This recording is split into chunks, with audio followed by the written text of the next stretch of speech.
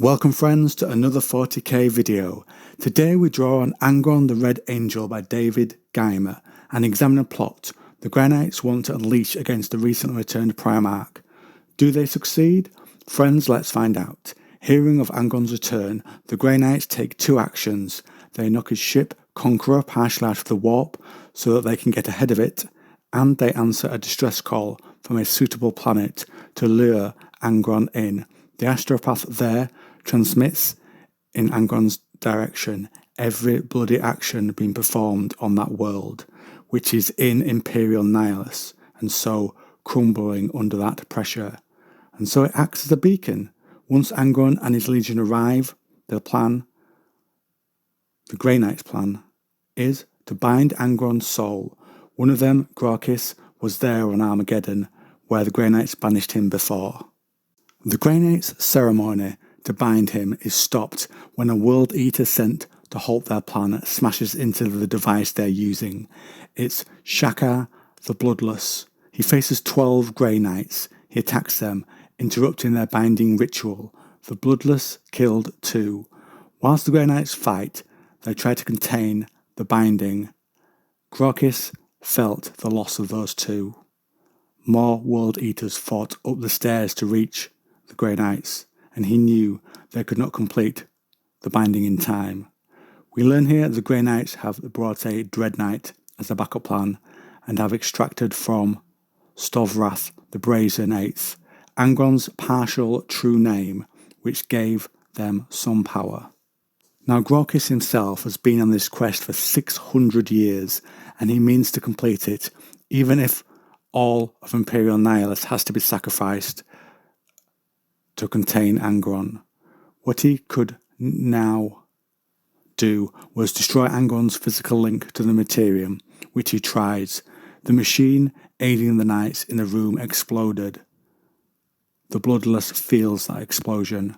It left the bounds of the building it had been building in a bright burst, leaving every World Eater with a line of sight in a rage.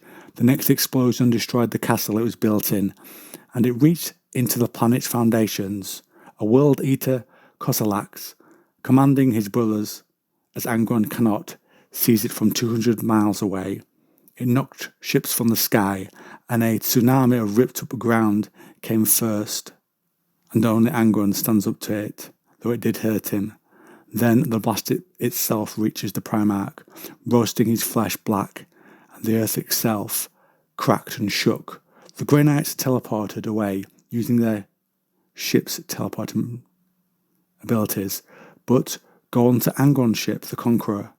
11 of them remained, and they went to the Conqueror because only that ship could weather the end of the planet below. They feel that Angron is still around, and they go to find him. Their presence quickly draws the attention of the World Eaters, and Grokis at this point is enshrined in the Dread Knight armour. They begin to fall under the onslaught of World Eaters and demons until 2 Grey Knights remained, Grokis himself and Dvorak, but they'd reached the doors where the Dread Knight sensed Angron waited beyond.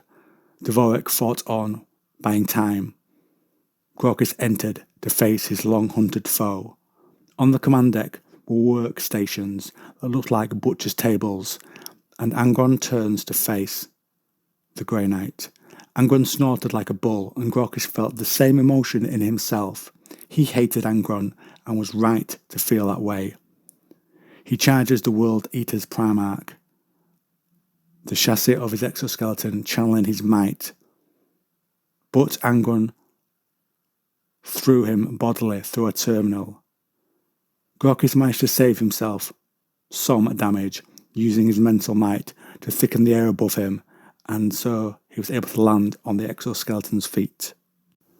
Angron flew at him, and Grokis punched into his face and blasted Angron again with a TK blast from the other fist. This damaged the Primarch's armour, but Angron countered with his sword, which Grokis deflected with a power fist, but it did stagger him, and then Angron used Spine Grinder, a chain axe, which again the Grey Knight barely blocked, and then Angron used both of his weapons. Grokis crossed his wrists over his head. One of Angron's weapons bounced back, and Spinegrinder severed the side cannon from the Dread Knight's forearm.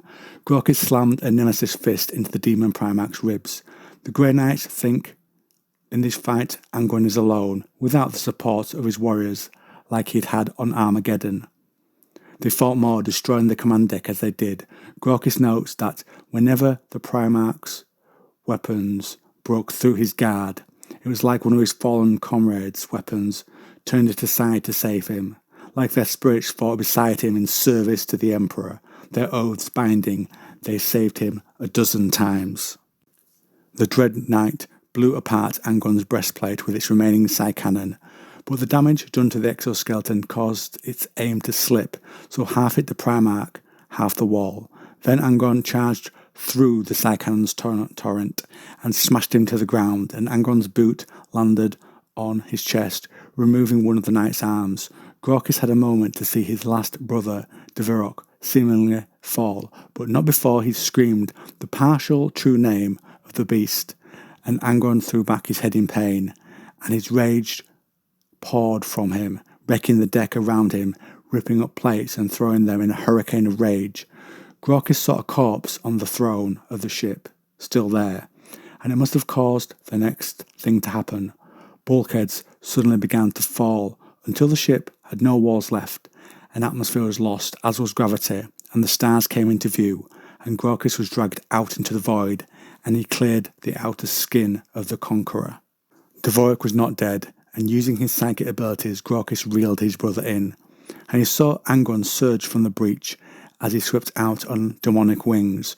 Grokis countered the first fist from Angron using the Dread Knight, but the Beast of Anger's counter force pushed Grokis away on a new trajectory. He sees the destroyed planet and hears his brother's words. "You cannot defeat the Lord of the 12th with rage." And in this moment, Grokis curses his blindness, seeing he had fed the Primarch with the sacrifice of those on the planet. But Grokis could reclaim his gift of blood, anger. He could win, but not at the cost of his own soul. He sees Angron has already been defeated. Long ago, he is a shell. Grokis could not kill what was already slain, but he could do Angron one injury, deny him the battle at all. And so Grokis, with the last of his psychic might, pushed his brother away, back towards the Conqueror, and turned to Angron. He says, "I deny you, demon," and lowers his fists to the side, and then pushes his will on the warp to send his mind away from the blood and fury. But he still felt the sword, Samni Arius, reclaim the splinter of its sibling that had been lodged in his leg for all his time, a constant wound. Perhaps it also took a little of Grokis' soul with it, and Grokis' younger self smiled, finding a victor of sorts in it, whilst Angron gave a howl of rage, a silent one. The universe began to darken, and Grokis thinks, but it was still raining over Mount Anarch. Yes, he thought, here. And that's where the video and the book ends, friends, so drop me a comment down below. Let me know your thoughts on the story there. And remember that if you audition for the World Eaters, remember to say what they say. Blood for the blood god, skulls for the skull throne.